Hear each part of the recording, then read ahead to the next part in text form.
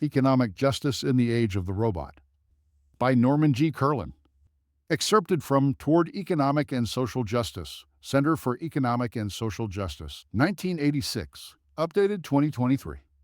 Everyone has an inborn aversion to injustice. We can sense injustice in our daily lives, on the job, when we shop, and as we observe life in society. Justice, on the other hand, involves discovered principles which can be applied in practical ways to help us resolve and avoid human conflicts. Throughout history, many people have given their lives for justice. But all too frequently, the ideas of justice around which people have rallied were confused, superficial, divisive, or just plain wrong. This led to tragic consequences for the heroes and even worse for the victims of what seemed to be a noble cause. Often the terms economic and social justice were misused describing not justice, but what were really injustices or unresolved social problems. In pursuing and implementing justice in today's world, the first challenge is to clarify these terms so that everyone can understand them. The next problem is to develop a conceptual framework and practical methodologies for applying in a practical way in their daily lives universal moral values. This new framework for action must take into account the reality that the age of the robot has the potential for expanding the world's productive potential so that poverty can be eliminated. Defining justice. One definition of justice is giving to each what he or she is due. The problem is knowing what is due. Functionally, justice is a set of universal principles which guide people in judging what is right and what is wrong, no matter what culture and society they live in. Justice is one of the four cardinal virtues of classical moral philosophy, along with courage, temperance, self-control, and prudence efficiency. Added to these are the three religious virtues of faith, hope, and charity. Virtues or good habits help individuals to develop fully their human potentials, thus enabling them to serve their own self-interest as well as work in harmony with others for their common good. The ultimate purpose of all the virtues is to elevate the dignity and sovereignty of the human person. Distinguishing justice from charity. While often confused, justice is distinct from the virtue of charity. Charity, derived from the Latin word caritas, or divine love, is the soul of justice. Justice supplies the material foundation for charity. While justice deals with the substance and rules for guiding ordinary, everyday human interactions, charity deals with the spirit of human interactions, and with those exceptional cases where strict application of the rules is not appropriate or sufficient. Charity offers expedience during times of hardship. Charity compels us to give to relieve the suffering of a person in need. The highest aim of charity is the same as the highest aim of justice, to elevate each person to where he does not need charity but can become charitable himself. True charity involves giving without any expectation of return. But it is not a substitute for justice. Philosophical developments of the concept of justice. The mandate, justice, thou shalt pursue, we are reminded by the Old Testament, involves the highest duty each person owes to God, Deuteronomy 16:20. Pursuing justice is a moral imperative. It is not a zero-sum game where one gains only at the expense of another. By pursuing true economic justice, everyone can come out a winner, everyone gains dignity. Aristotle in his Ethics divided justice into two parts, commutative justice and distributive justice. See the Oxford English Dictionary. The first deals with exchanges of equal or equivalent value between individuals or groups of individuals. The second deals with the distribution or division of something among various people interacting together in shares proportionate to what each one deserves. These virtues impact directly on the behavior of individuals, not institutions. The late Father William Ferry discovered in the writings of Pope Pius Roman XI a major breakthrough in moral philosophy. See works by Reverend William Ferry, SM, Ph.D., including The Act of Social Justice, Washington, D.C., Catholic University, 1942, and Introduction to Social Justice, New York. The Paulus Press, 1948. Pius Roman XI pointed out that social virtues are separate but complementary to the individual virtues. While individual virtues describe the moral quality of our individual actions, social virtues describe the moral quality of our institutions. For example, individuals may act justly within unjust institutions, and vice versa.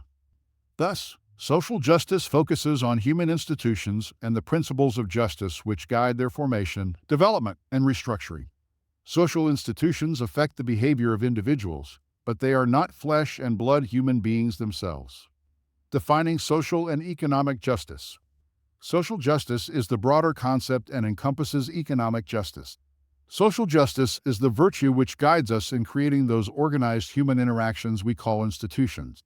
In turn, social institutions, when justly organized, provide us with access to what is good for the person, both individually and in our associations with others. Social justice also imposes on each of us a personal responsibility to work with others to design and continually perfect our institutions as tools for personal and social development.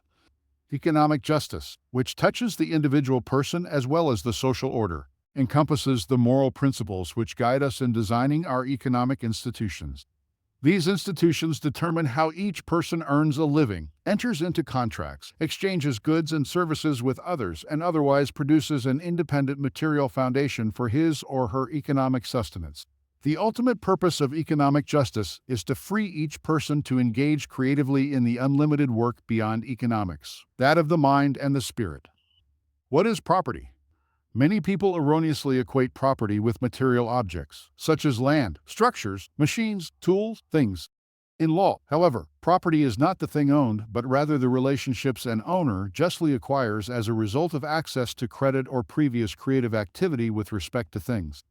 Private property is a set of rights, powers, and privileges that an individual enjoys in his relationship to things.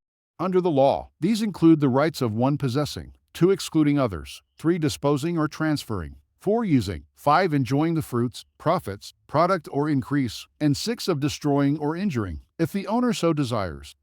These rights are only as effective as the laws which provide for their enforcement.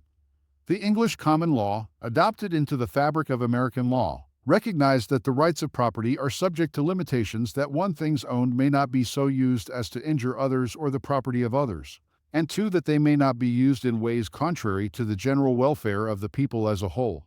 As a functional matter, and in the final analysis, property in everyday life is the right of control. What is private property and corporate equity? Next to the state itself, the corporation is one of civilization's greatest social inventions. In the modern world, the most important instrument for organizing private property rights in the means of production takes the form of corporate equity, represented by shares of common stock. These shares allow many owners to share individually and, jointly, not collectively, in the ownership, risks, and profits of a modern corporation. The corporation in turn is a convenient legal vehicle which owns, collectively, the land, machines, and other assets it needs to produce and market in the global marketplace. While individuals may own shares in a corporation, no shareholder has any legal title to the machinery or other assets owned by the corporation itself. Why is private property essential to economic justice? Joint or share ownership provides each shareholder his or her own definable private property stake in the corporation and thus decentralizes economic power. In contrast, collective ownership of an enterprise offers no definable stake for any individual owner and thus concentrates power in whoever controls the collective. Property in the means of production is the primary social link between a particular human being and the process of producing and distributing wealth. Property determines who has the right to share in profits, the wages of ownership. Assuming that economic values are set democratically and freely in a competitive marketplace, and that unjust barriers to participation in work and ownership are lifted, property incomes become the key to distributive justice. Power exists in society whether or not particular individuals own property. If we accept Lord Acton's insight that power tends to corrupt and absolute power corrupts absolutely, our best safeguard against the corruptibility of concentrated power is decentralized power. And if Daniel Webster is also correct that power naturally and inevitably follows the ownership of property, then democratizing ownership is essential for democratizing power. Rethinking money as a tool for building a just free market economy. Most of us usually think of money as something we need to buy the things we need and want. Many also view money as a tool of governments and a wealthy elite for controlling societies and the lives of billions of other human beings. But what is money? Once we understand the essence of money, we can more fully grasp its power to shape the future, to concentrate power and property in the hands of a few or the state, or to make power and property equally accessible to every human being throughout their lifetime. Money is a social tool, an artifact of civilization invented to facilitate economic transactions. Like any tool, money can be used justly or unjustly. It can be used by those who control it to suppress the freedom and human potential of the many or to achieve universal economic empowerment and prosperity by providing equality of access to the means money and credit for every citizen to become an owner of income-producing capital. If we understand, as lawyer-economist Louis Kelso did, that money is simply a yardstick of value, rather than as a commodity to be bought and sold and a system of symbols representing the value of existing and future goods and services, we begin to understand how its proper creation can free us from the slavery of past savings. Not only can we achieve sustainable, non-inflationary, and environmentally sound growth, but through the proper creation of money, we can provide equal opportunity and access to every person to become an economically independent owner of new capital assets, without threatening the property rights of any owner. Kelso and Adler, an expanded ownership theory of economic justice. Both the Marxist and the Kelso-Adler theories of economic justice recognize property as an institution essential to controlling income distribution patterns. See Chapter 5 of the Capitalist Manifesto. Louis O. Kelso and Mortimer J. Adler, New York, Random House, 1958. Reprinted by Greenwood Press, Westport, Connecticut. Both agree that where a few individuals own and control industrial capital and the majority of workers own little or no capital, income patterns will become grossly distorted and lead necessarily to the abandonment of the orderly process of supply and demand, and eventually to a breakdown of the property system itself. And without the stability of property, force eventually is required to hold together the social order. The Marxist and Kelso-Adler theories of economic justice differ mainly on where to place ownership powers and rights over productive capital, and on the best means for preventing ownership from becoming monopolized by a few. Also, Marx recognizes only property and labor from Ricardo's labor theory of value, denying any personal right to acquire property and capital. Where Marx, by abolishing private property and corporate equity, would make the state or collective the only owner of capital, the Kelso-Adler theory would diffuse access to private property broadly among all members of society. Thus, private property would serve both as the foundation for other fundamental human rights and as the ultimate check on the potential abuses by government or by any political majority against individual liberties and the rights of political minorities. In the economic world, property performs the same power diffusion function that the ballot does in politics. It does more. It makes the ballot holder economically independent of those who wield political power. The connection between widespread distribution of property and political democracy was evident to America's founders, as was reflected in George Mason's 1776 Virginia Declaration of Rights, the forerunner of America's Declaration of Independence and the Bill of Rights. Following John Locke's trinity of fundamental and inalienable rights, the Virginia Declaration of Rights declared that life, liberty, with the means of acquiring and possessing property, are the highest purposes for forming any just government. While access to property may be sacred and inalienable, as previously mentioned, the rights of property are not unlimited. With the abolition of slavery and feudalism, the United States ensured that no person would ever again become the property of another. Through this and other limitations on the rights of private property, a just government transcends the weaknesses of a pure laissez-faire approach to ownership rights. But by fulfilling its duty to all its citizens to lift barriers to private property and the means of production, government builds a permanent political constituency for a free market economy. The new role of private property in a just global marketplace. A major focus of moral philosophers in the third millennium should therefore be on the development of a system of economics and long-range strategy for restructuring the economies of the globe into a single common market based on private property, free markets, limited government, and the modern business corporation. This strategy would not only restore the original rights of private property and corporate equity for present as well as new owners. It would also provide everyone, as one of the most fundamental of human rights, with the means including more universal access to productive credit to become an owner of privately owned capital instruments. The three principles of economic justice. The pursuit of justice is one of the ultimate ends of human life. Borrowing from the Kelso-Adler theory of economic justice with a slight refinement of their third principle, that of limitation, we can see that there are three essential and interdependent pillars of the expanded ownership theory of economic justice: the principle of participation, participative justice, the principle of distribution, distributive justice, and the principle of harmony, social justice. Like the legs of a three-legged stool, if any of these principles is weakened or missing, the system of economic justice will collapse. Like every system, economic justice involves input, outtake, and feedback for restoring harmony or balance between input and outtake. Participative justice. Participative justice involves how one makes an input to the economic process. Through one's human contributions, all forms of labor, as well as one's non-human contributions, all forms of capital. This principle of economic participation requires that every person be provided by society's institutions with equal access to the means to make a productive contribution to the economy, both as an owner as well as a worker.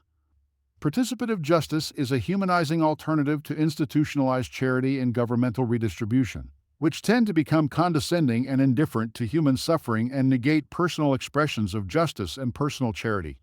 Participative justice is violated by institutions and laws that cause monopolistic or privileged access for a few to participation in ownership of modern instruments of production. The following guidelines shape the participatory opportunities available to each person in contributing to the common good through the corporation, the labor union, the marketplace, and in modern economic life in general. The right to life includes the right to earn a living. To enjoy a rich intellectual and spiritual life, each person must have a solid foundation in the material world. Both human dignity and equality of economic opportunity require that every person be given access to the means to participate in future private property ownership opportunities, as well as in creative work and self-management.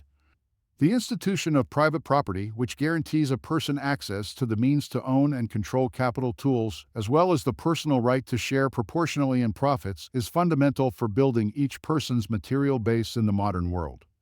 New technology in the form of labor-saving and energy-saving capital tools is a prerequisite for human progress and the source of material abundance. As human labor is liberated at the economic workplace by new technology, the contributions of workers to the man-machine mix must shift from their labor inputs to their ownership of new capital tools. In the modern corporation, each worker's property stake should determine his personal right to share in the productivity gains and profits in the business that uses these tools. His private property stake in corporate equity also should determine his power to share in corporate decision-making and in responsibility for those decisions. Participative justice requires more than just gain sharing or profit sharing. It also involves participation in governance, which depends on the sharing of power, responsibility, access to information, accountability, and risks. Power, responsibility, and accountability over policy and operational decisions should always be decentralized and kept as close as possible to those whose property is at risk. This is the essence of democratic participation and the concept of subsidiarity. Subsidiarity requires that corporate decisions should never be made at higher levels when they can be made prudently at the workplace. This follows naturally when full ownership rights are widely dispersed among workers. Applied to corporate ownership, widespread citizen participation in ownership also broadens the social accountability of the modern corporation to an expanding base of shareholders, laying the foundations for a genuine economic democracy, without which political democracy cannot long endure. No person should be required to do work that can be done more efficiently by a machine that he or she can own. As each person becomes economically liberated through ownership of advancing technology, education should be provided to help him redirect his free time to acquire knowledge and pursue creative work, which enhances the sovereignty and dignity of each person. Allocating among workers access to the capital credit needed by business is the key to their participation in future ownership opportunities. Capital pays for itself out of future profits. Thus, neither past savings nor wage reductions are necessary for workers to acquire future ownership. The democratization of credit for expanding capital ownership is therefore a fundamental human right, without which economic sovereignty for all is virtually impossible. Distributive justice. The principle of distribution based on justice defines the outtake rights of an economic system, matched to each person's labor and capital inputs. Through the distributional features of private property within a free and open marketplace, distributive justice becomes automatically linked to participative justice and incomes to productive contributions. Many confuse distributive justice with charity. Charity involves the concept to each according to his needs, whereas distributive justice is based on the idea to each according to his contribution. Furthermore, justice involves the sanctity of property, contracts, and the free and open marketplace. Distributive justice presupposes participative justice, especially the requirement that all persons be given equal opportunity to acquire and enjoy the fruits of income-producing property. Originally understood as to each according to his work, the post-industrial version of economic justice requires distribution to each according to what he contributes to production. This modern guiding principle of distributive justice is also consistent with the traditional distributive attribute of private property, which is violated whenever an owner or worker is deprived of the fruits of his productive inputs. The private property distributive principle is essential for motivating people to build and create abundance for all and for converting waste into useful production. Widespread access to capital ownership thus combines justice with efficiency, both at the workplace and in the world marketplace. Where workers are deprived of equal ownership opportunities, have only their human inputs to contribute to production, and their incomes are threatened by industrial robots, artificial intelligence, and other labor-saving technologies, the laws of supply and demand make their family incomes less secure. But as all members of society, including the most handicapped persons, begin to derive ever-increasing incomes from their shares of ownership of industrial capital, the competitive market mechanism, instead of harming working people, can be allowed to operate as the most democratic and objective means for measuring just prices, just wages, and just profits. Individual choice will govern in the marketplace. Once consumer sovereignty can be expanded through rising ownership incomes and statesmen begin to favor greater reliance on a more just free market system, basic economic decisions of production, investment, and resource allocation subject to reasonable social regulation can begin to be made on a more decentralized and personalized basis. Such democratic modes of economic decision-making would stand in sharp contrast to today's highly centralized, subjective, arbitrary, coercive, and bureaucratic mechanisms for guiding economic development. The basic guidelines of distributive justice are as follows. An individual's earnings should be proportional to his or her contributions to overall production. Demanding to be rewarded for the labor or capital contributions of others is the equivalent of stealing. State-forced redistribution of income from one to another rests, therefore, on shaky moral grounds. One right of private property requires that an owner receive the free market-determined fruits of his human inputs as well as the free market-determined share of profits, reflecting his capital inputs. Distribution based on productive input, the distributive principle derived from private property, stands in sharp contrast to the principle, to each according to his needs. The first distributive principle is indispensable for justice and for motivating people to produce wealth. The second is a guiding principle of charity, the necessity for which is reduced to the extent justice is realized for all. Where the ownership of a nation's wealth-producing enterprises is widely distributed throughout society, just prices, just wages, and just profits are best determined by the free and competitive marketplace, not coercively or by mercantilist or protectionist government policies. Forced equality of results and artificial leveling holds back human development and causes human conflict. Equality of opportunity, on the other hand, is vital to the liberation and continuing perfection of each person. Under widespread capital ownership and a free market economy, capital incomes should automatically increase relative to labor incomes when capital productiveness increases faster than labor productiveness. All should pay fair value in exchange for what they receive in the economic marketplace. A global free marketplace should be actively encouraged so that consumers can receive the highest values at the lowest possible costs. Social justice, the feedback and corrective principle. Within an economy, social justice, the harmonizing principle, governs both feedback, detecting distortions of either the input or outtake principles, and correction, correcting systemic defects and imbalances between input and outtake in order to restore a just and balanced economic order for all.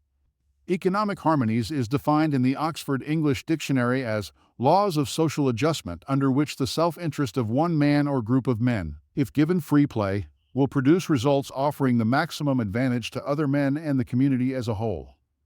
This principle offers guidelines for controlling monopolies, building checks and balances within social institutions, and resynchronizing distribution outtake with participation input.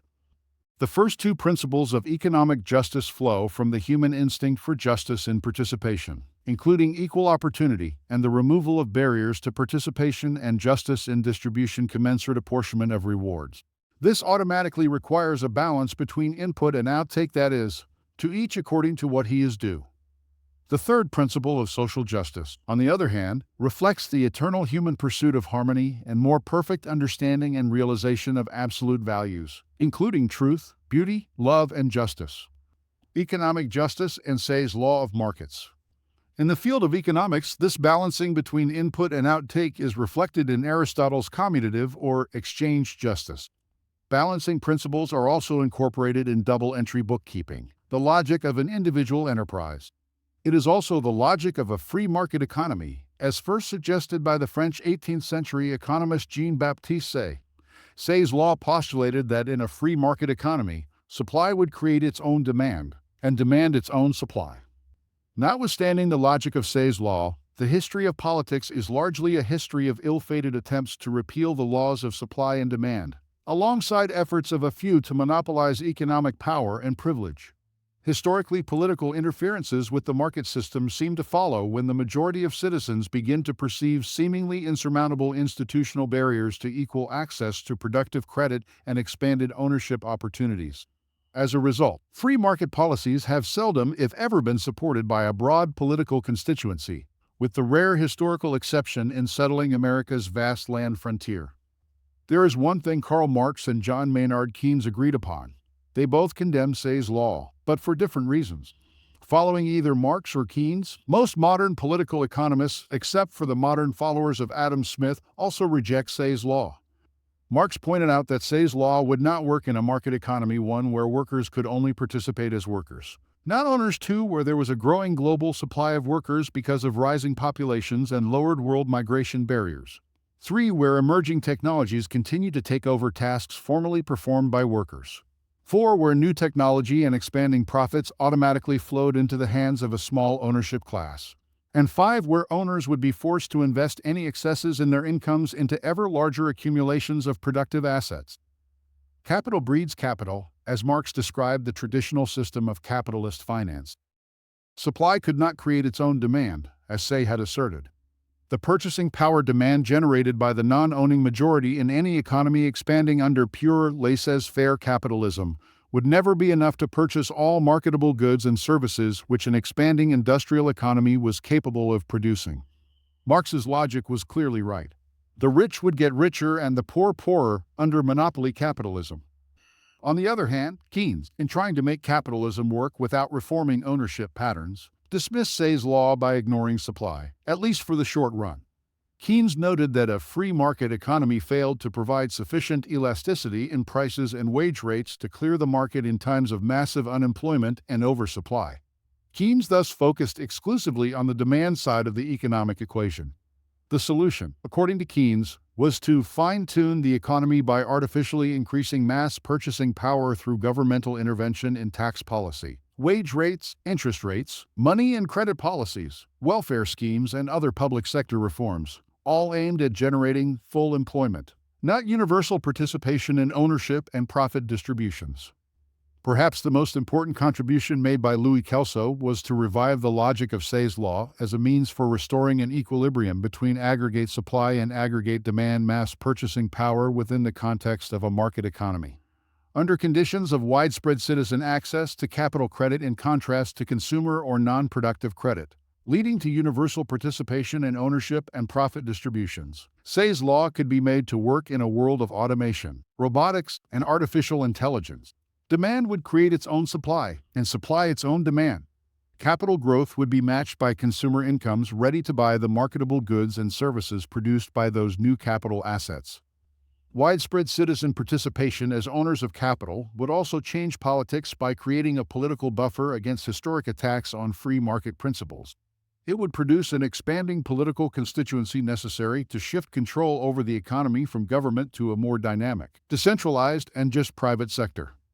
Applying the principles of social justice. Consistent with the principle of social justice are the following guidelines. Justice in distribution follows justice in participation. Where participative justice is violated, social pressures increase for arbitrary and subjective substitutes for private property for determining just income distributions.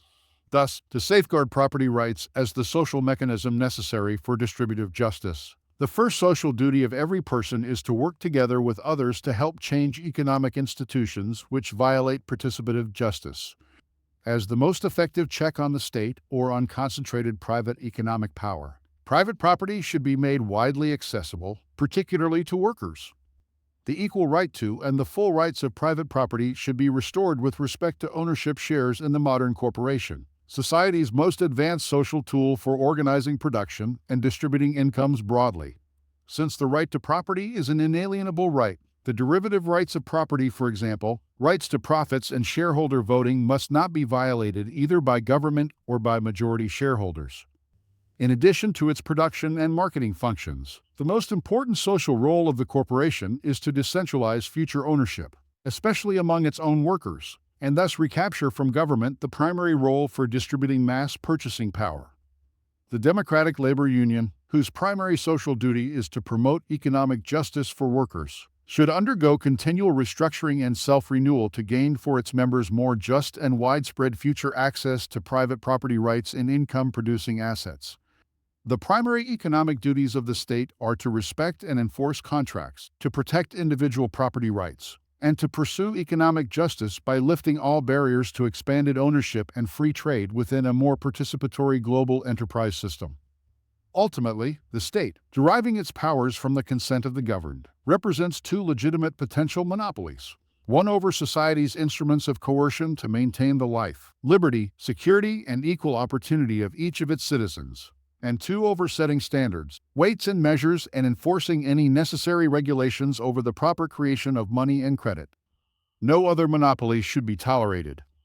The antidote for economic and other non-governmental monopolies is competition. The key to competition is access to capital productive credit, to encourage new enterprises to compete with economic monopolies that may develop. The state must therefore ensure the availability of broad-based access to future capital credit for potential competitors to enter the marketplace. The power of government at any level to own or redistribute productive capital should be drastically curtailed. State-owned enterprises should be reorganized into profitable stock corporations, with new growth shares purchased with interest-free credit to their employees and other citizens. Tax laws, inheritance laws, laws affecting corporations and unions, welfare and social security laws, public employee pension programs, antitrust laws, and other laws reflecting national income and monetary policies should be re-examined and reformed to encourage maximum rates of private sector expansion, but through means that ensure expanded share ownership opportunities for all members of society. Conclusion. In conclusion, we are reminded of the words of Pope Paul VI. If you want peace, work for justice.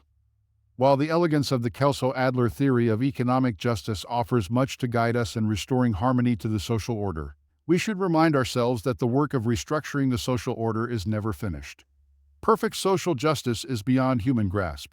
But since justice is a moral imperative, we are all called to pursue it endlessly.